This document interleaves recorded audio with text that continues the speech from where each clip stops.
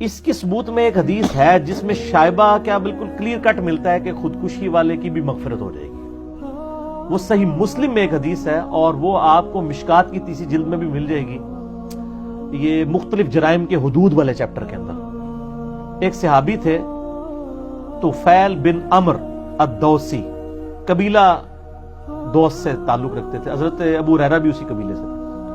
وہ کہتے ہیں کہ ہمارے ساتھ ایک ساتھی تھا جس نے نبی الاسلام کی طرف مدینہ شریف میں ہجرت کی. یہ صحیح مسلم میں حدیث ہے.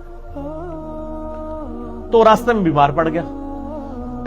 اب بیماری اتنا غلبہ ہوا کہ اس نے اپنے یعنی چھری یا کوئی خنجر نکال کے نا اپنی رگ کاٹ لی تاکہ میں مر جاؤں اس بیماری سے تو میری جان چھوٹ جائے. اور وہ اتنا خون نکلا کہ بلڈ پریشر لاس ہو گیا، وہ مر گیا. اب وہ جب مر گیا تو اس کو مرنے کے بعد حضرت طفیل بن عمر رضی اللہ تعالیٰ عنہ کہتے ہیں میں نے خواب میں دیکھا، اور خواب ظاہر نبوت کا 46واں حصہ ہے، اور اس وقت جب کہ نبی علیہ السلام دنیا میں موجود ہوں تو اس وقت خواب میں اللہ تعالیٰ نبی کو بھی وحی کرتا تھا اور صحابہ کرام تک بھی باتیں پہنچاتے. جیسے اذان کا طریقہ جو صحیح مسلم میں آتا ہے وہ خواب میں ایک صحابی کو سکھایا گیا تھا. اچھا، انہوں نے خواب دیکھا کہ بڑی اچھی حالت میں وہ صحابی خودکشی کرنے والا، لیکن اس نے اپنا ہاتھ جو ہے نا اس کے اوپر پردہ کیا ہوا ہے. تو انہوں نے پوچھا تیرے ساتھ اللہ نے کیا معاملہ کیا؟ انہوں نے کہا اللہ تعالیٰ نے مجھے نبی علیہ السلام پر ایمان لانے کی برکت سے اور ہجرت کی برکت سے معاف کر دیا، لیکن یہ جو میرا ہاتھ ہے نا یہ اللہ نے مجھے میرا ہاتھ ٹھیک نہیں کیا، اور اللہ تعالیٰ نے فرمایا کہ یہ ہاتھ تو نے خود خراب کیا تھا، یہ میں ٹھیک نہیں کروں گا، باقی تجھے ایمان کی وجہ سے بخش دیتا ہوں. تو نبی علیہ السلام کو جب انہوں نے خواب یہ بیان کیا نا تو آپ نے کہا کہ اللہ اس کے ہاتھوں کو بھی معاف کر دے. حضور نے دعا فرما دی.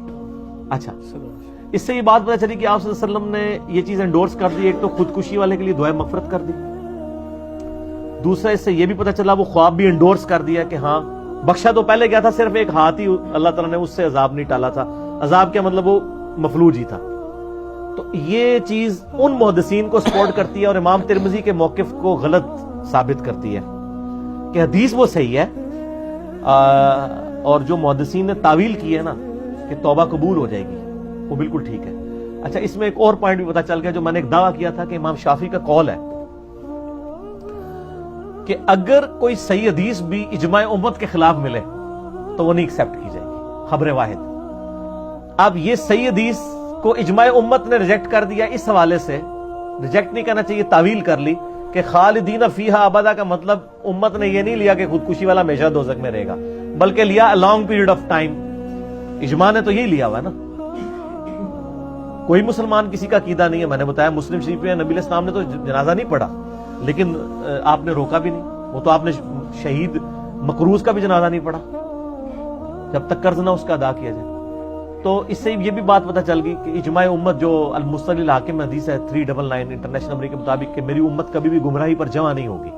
تو اجماع امت نے بھی یعنی اس کی حفاظت کی کہ خودکشی والا خودکشی کرے بھی تب بھی وہ کافر نہیں ہوتا، گناہ کبیرہ ہے اور بہت بڑا عذاب ہے اس کے لیے. الٹیمیٹلی ایک نہ ایک دن وہ نجات پا دے گا.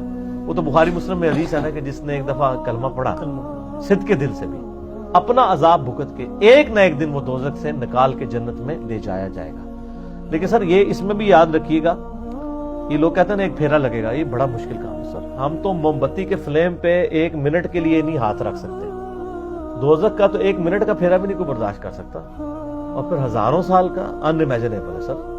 ہم سے تو گرمی نہیں جون جولائی کی برداشت ہو رہی سب کانٹیننٹ کی، ٹھیک ہے، بغیر پنکھے کے نہیں رات کو نیند نہیں پڑتی ہے، حالانکہ یہ عذاب بھی نہیں ہے.